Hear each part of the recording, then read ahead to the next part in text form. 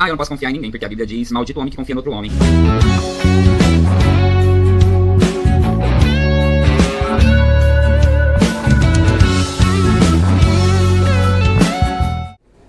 Olá pessoal, tudo bem? Meu nome é Lucas Moraes e esse aqui é o canal Na Moral Cristã, o canal dedicado a estar falando da Palavra de Deus ao seu coração e também estar edificando a sua vida através dessa palavra poderosa que vem da parte de Deus. Talvez assim que você abriu o vídeo você tenha visto aí o tema, que é se livrar da nossa justiça própria. E tudo isso baseado em um texto bíblico, é claro. O texto de Jeremias capítulo 17, versículo de número 5, que vai nos dizer que maldito é o homem que confia no homem e faz da força do seu braço a sua justiça e aparta o seu coração do Senhor. Mas peraí, Lucas, esse texto não está me falando que eu não devo confiar no outro homem? Bom, talvez é essa compreensão que você tenha ou que muitas outras pessoas possuem. Bom, esse é um texto que muitas pessoas interpretam errado, uma vez que deixa de ser explicado e até deixam de demonstrar o real sentido, e até mesmo por má compreensão.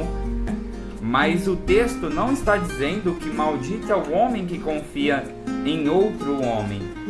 O texto está dizendo que maldito é o homem que confia em si mesmo, que confia na força do seu braço, que confia que é só ele que é o cara, ele confia que ele é forte e não vai cair, né? Se ele fosse bater de frente com um touro, talvez ele mataria o touro somente num peteleco. Rapaz, que comparaçãozinha horrível. As pessoas ficam acreditando muito nesse pensamento de que não deve confiar em outra pessoa, que ela realmente não atribui confiança a nada a outra pessoa, e às vezes fica até mesmo reclusa em dizer o que está pensando, o que está sentindo a outros que estão ao redor.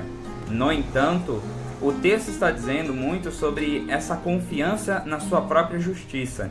Confiança que muitas vezes nos engana, até porque o coração do homem é enganoso. E mais do que todas as coisas, conforme diz o versículo 9 do mesmo texto que acabamos de ler.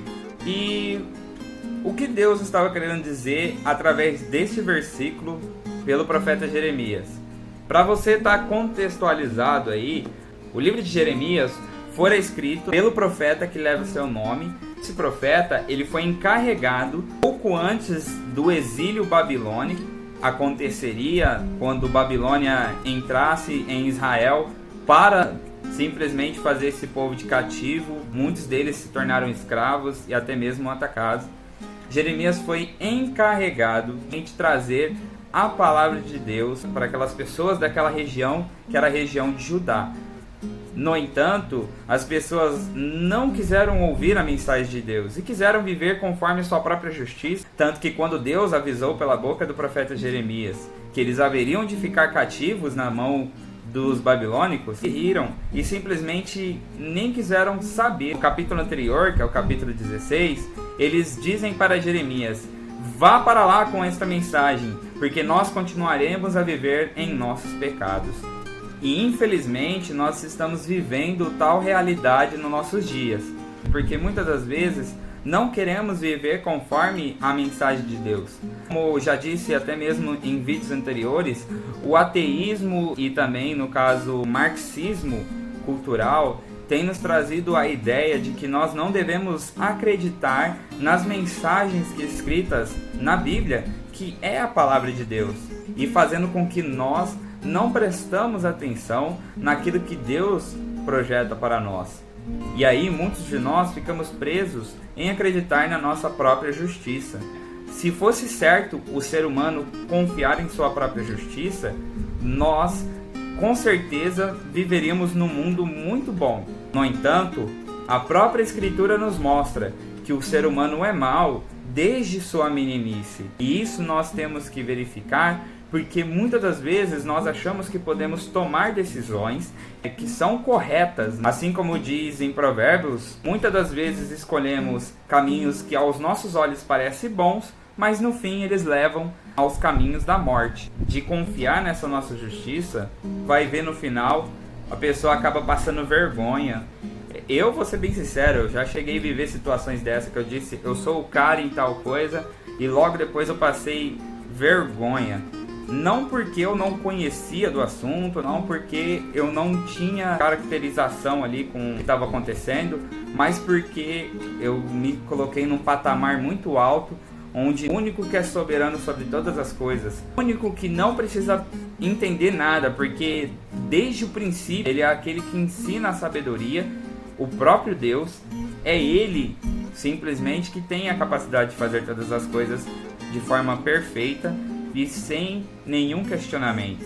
Por isso, o livro de Provérbios vai ser feliz em nos dizer que deixe que outra boca fale de você e não você mesmo, no sentido de ser outro te parabenize, outro te elogie, do que você mesmo fazer isso, porque isso acarretará para você sabedoria. Nós começamos muitas guerras, começamos muitas discussões para provar quem é certo, quem é o bom, quem é o cara, quem merece isso, quem merece aquilo. Mas muitas das vezes nós nem sequer dominamos ou entendemos aquilo que nós alegamos pensar dessa maneira. Ou muitos de nós, em si, que acaba esquecendo a verdadeira essência que é o nosso Senhor Jesus Cristo, que veio à terra.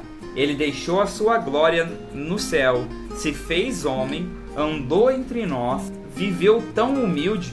Nós vamos ver passagens que ele lavou os pés dos seus discípulos, se pôs numa posição que nenhum homem na terra se colocaria.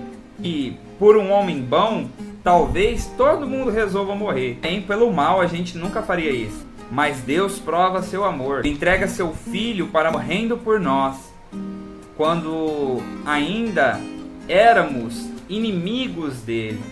Aquele que não conheceu o pecado se fez pecado por nós. E isso nos faz perceber que nossa justiça não vale nada. Nossa justiça, ela é como trapos de imundícia. A necessidade de um Salvador para nós é porque o homem jamais poderia remir a sua alma. Mesmo acreditamos que nós somos perfeitos e que não precisamos de nada e de ninguém, e no final a nossa ruína é grande. Oi. Mas Cristo Jesus, ele veio, se mostrou servo, assim como diz no livro de Hebreus, que mesmo sendo filho, ele aprendeu a obediência por aquilo que padeceu. O que quer dizer isso? Quer dizer que mesmo ele, sendo aquele que conhece todas as coisas, aquele que desde o princípio formou todas as coisas, para salvar a minha vida, para salvar a sua vida, para mostrar qual é a vontade de Deus, qual que é a verdadeira justiça da parte de Deus. Ele veio como homem, se rebaixou, nasceu como uma criança, teve que aprender todo o processo, porque Jesus, ele era 100% Deus, mas ele também era 100% homem. Teve de aprender. Ele fez tudo isso para que pudesse salvar as nossas vidas, para que nós pudéssemos deixar essa justiça que nos afastou de Deus. Ele veio para nos dar a justiça da parte dele, para que nós pudéssemos ser conduzidos pela vontade dele. O apóstolo Paulo, Romanos capítulo 12, versículo 2: sejais transformados pela renovação das vossas mentes, para que possais experimentar qual seja a agradável, boa e perfeita vontade de Deus. Neste momento, eu gostaria que você atentasse para a forma que você está vivendo, para que você atentasse e fizesse uma autoanálise e ver até onde os seus atos te levaram, até onde a sua justiça te leva. Quando nós nos deixamos ser levados pela boa, agradável e perfeita vontade de Deus, nós vemos que a justiça dele é magnífica. Nós vemos que somos pequenos perto da sua tremenda misericórdia. Que a partir de agora você possa escolher em compreender que a justiça de Deus, ela é a soberana. Texto que nós lemos de Jeremias capítulo 17, ele vai nos mostrar o que acontece com alguém que confia no Senhor. Porque quando confiamos no Senhor, entendemos que tudo vem dele, e compreende que somente o Senhor é aquele que provê o sustento. Somente o Senhor é aquele que provê o escape, e eles conseguem viver na confiança do Senhor, alegres e sabendo que aquele que é o dono de todas as coisas, ele cuidará para que não venha ocorrer a perdição do seu lar, da sua casa. Você possa ser edificado por essa palavra e seja renovado, e você seja abençoado, confiando que a justiça de Deus, ela é boa, agradável e perfeita para a sua vida. Deus abençoe sua vida.